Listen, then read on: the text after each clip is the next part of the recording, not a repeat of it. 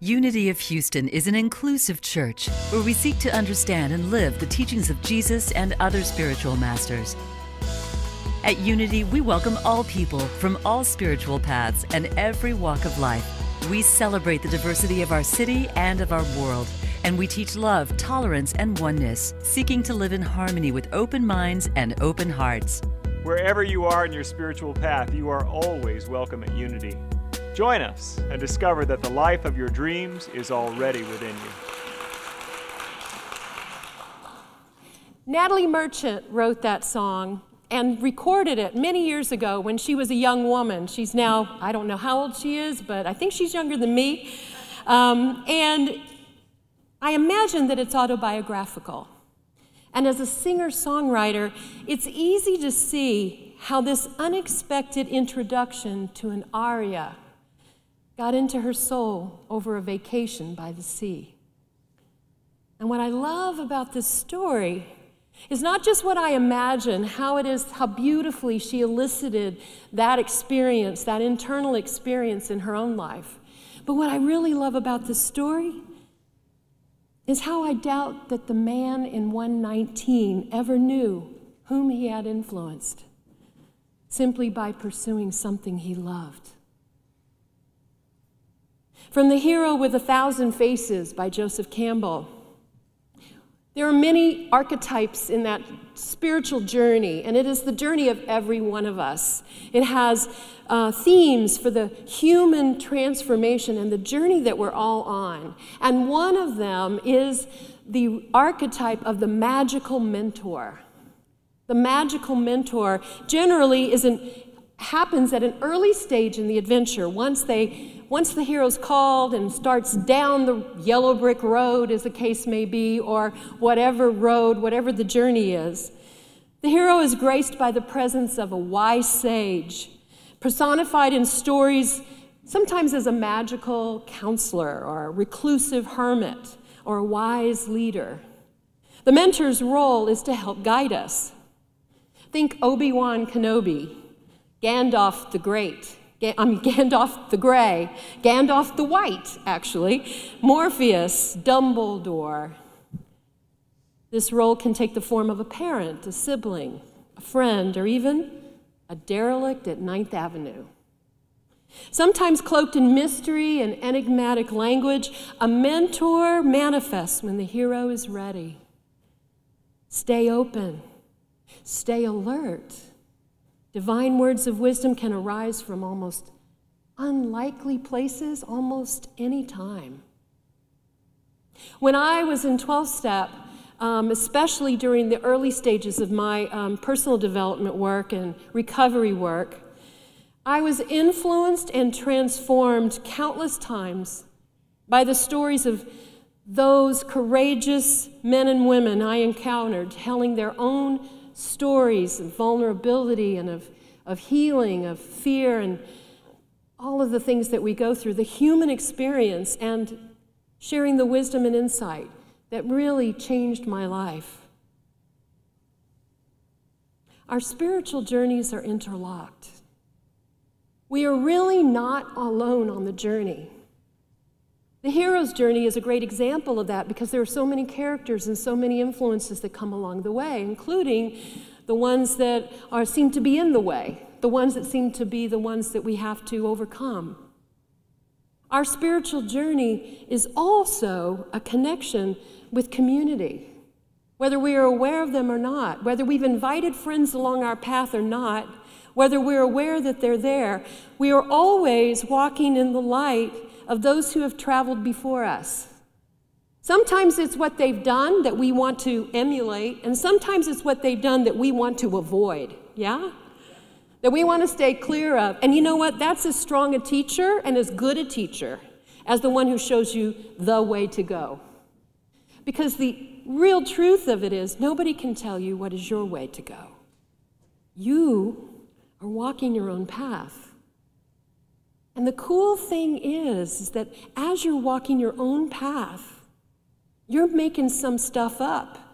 You're ad-libbing, you're improvising, you're falling down and picking yourself up and going in a slightly different direction or backtracking. and starting over from another vantage point and taking another road. Whatever it is and however it is, somebody is watching you. Somebody is coming up behind you. Somebody's making notes of the things that you've stepped into that they're going to step around, and some of the things that you have done brilliantly and amazingly that they can only hope to ever come close to. Bruce Lee, a martial artist and actor, he said, "A teacher is never a giver of truth. He is a guide, a pointer to the truth that each student must find for himself." So don't worry that you become a carbon copy of anyone. I'm going to tell you right now, I don't care how hard you try, it is impossible. You can only do you. And frankly, the world needs you to. Albert Einstein said, 100 times a day I remind myself that my inner and outer life depends on the labors of other people, living and dead, and that I must exert myself in order to give in the full measure I have received and am still receiving. It's a story that I found from Intender's Highest Lighthouse newsletter back in January 2012. It goes like this. The speaker says, "My first mentor, BJ, and I sat in his little coffee shack overlooking the entire southern Kona coast of the Big Island. I'd asked him about the best way to live happily in these strange, changing times. He leaned back against an old tapa cloth wall hanging and paused for a moment, as if to gauge his answer carefully, and then replied, 'Helping others and being of service will ultimately bring you the highest state of fulfillment.'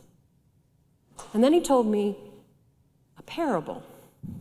He said, 'Imagine you and a friend climbing a ladder, and everything you both want is at the top of the ladder.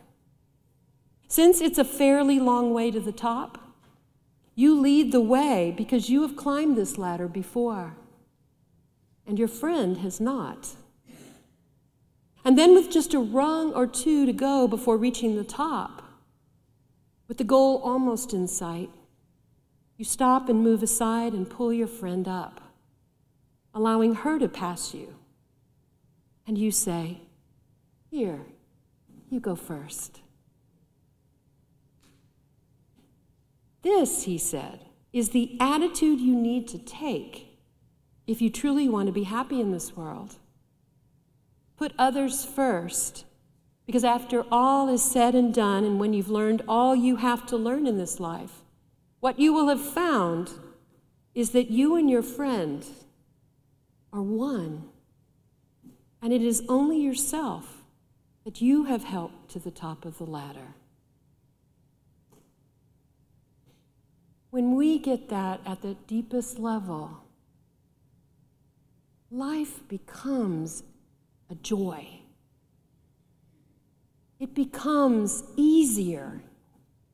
It becomes less pretentious, less alone, less challenging, less difficult. Because we always know that there's someone coming up right behind us, or someone whose heels we can almost touch, right? Father Gregory Boyle helps people who live out on the streets in Los Angeles. He says, "I met Anthony through legendary East Side probation officer Mary Ridgway. Over the phone, she pleads to me, 'Help this kid, would you?' Mary told me where I might bump into him since his last known address was his car, left for dead on Michigan Street. At 19 years old, Anthony had been on his own for a while. His parents had disappeared long ago in a maelstrom of heroin and prison time, and he was out fending for himself now, selling the occasional vial of PCP to buy Big Macs and the occasional pastrami madness at Jim's. He was a tiny fella, and when he spoke, his voice was puny, reed thin, and high-pitched. If you closed your eyes, you'd think you were talking with a 12-year-old. One day we were both leaning up against his old car, and our conversation is drifting toward, what do you want to be when you grow up? I want to be a mechanic, he said. Don't know nothing about cars, really, but I'd like to learn it. My mechanic, Dennis, on Brooklyn Avenue, was something of a legend in the barrio. Dennis could fix any car. A tall, pole-thin Japanese-American in his near 60s, Dennis was a chain smoker. He was not a man of a few words. He was a man of no words at all. He just smoked. You'd bring your car in complaining of some noise under the hood and hand the keys to Dennis, who would stand there with a cigarette dangling from his lips. He'd take the keys, and when you returned the next day, he'd give you your car back, purring as it should. No words were exchanged during this entire transaction. So I go to Dennis to plead my case for Anthony. Look, Dennis, I say, sitting in his cramped office, hire this kid Anthony, huh? True enough, he doesn't know anything about cars, but he sure is eager, and I think he could learn stuff. Dennis just stares at me, nodding slightly, a long ash hovering at the end of his cigarette, deciding whether to jump off the cliff or not. I redouble my efforts. I tell Dennis that this won't just be one job for one kid, but will create a ripple effect of peace in the entire neighborhood. Long drags of silence and a stony stare is all I get back. I get out my shovel and my top hat and cane. Nobel Peace Prize will alter the course of history, will change the world as we know it. Nothing. Dennis just fills his lungs with smoke as I fill the air with earnest pleas. And finally, I decided to give up and just shut up. I've done the best I can. I'm ready to call it a day. And then Dennis takes a long last drag on his cigarette and releases it into the air. And once every trace of smoke is let out, he looks at me, and the only thing he says, probably that whole day, is this: I will teach him everything I know. And so, Anthony became a mechanic. He would give me periodic updates. Hey, I learned how to do I knew I was going to say this wrong. I learned how to do a lube job today. That's what it is. I fixed a carburetor all by myself. He hands me a photograph one day, and there's Anthony with a broad smile, face smudged with axle grease, work shirt with Anthony written proudly across his chest. No question, to look at his face is to know that the owner is definitely a transformed man. But standing next to him in the picture, with an arm around Anthony and a cigarette dangling out of his mouth, is Dennis, an equally changed human being. And all because Dennis, one day, decided to rip the roof off the place and being in the world as God is.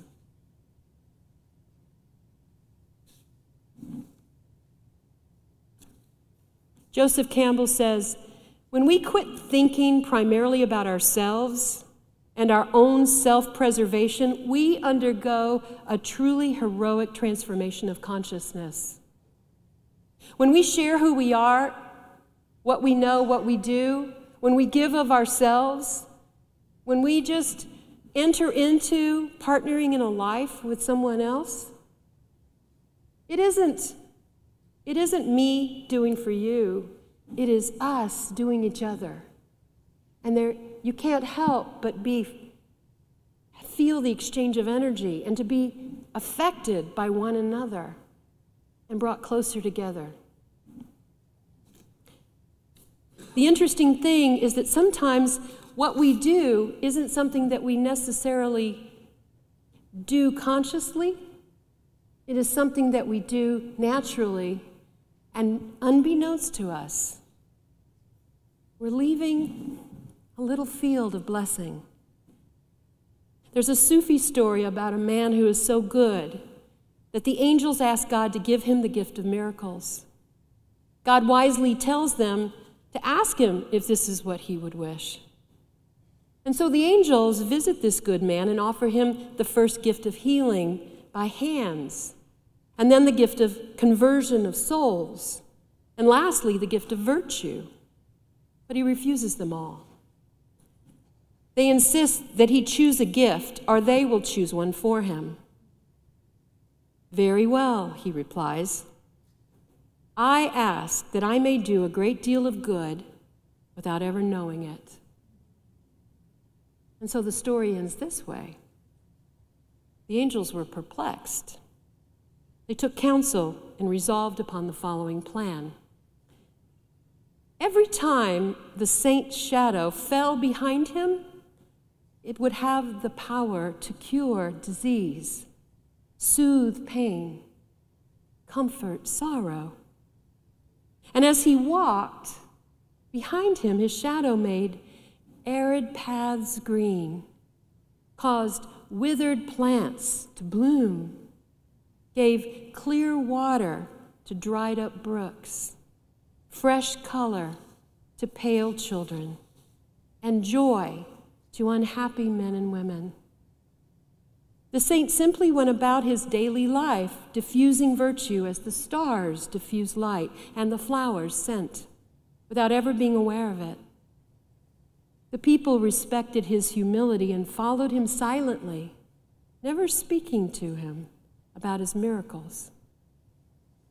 As time went on, they soon even forgot his name and called him simply the Holy Shadow.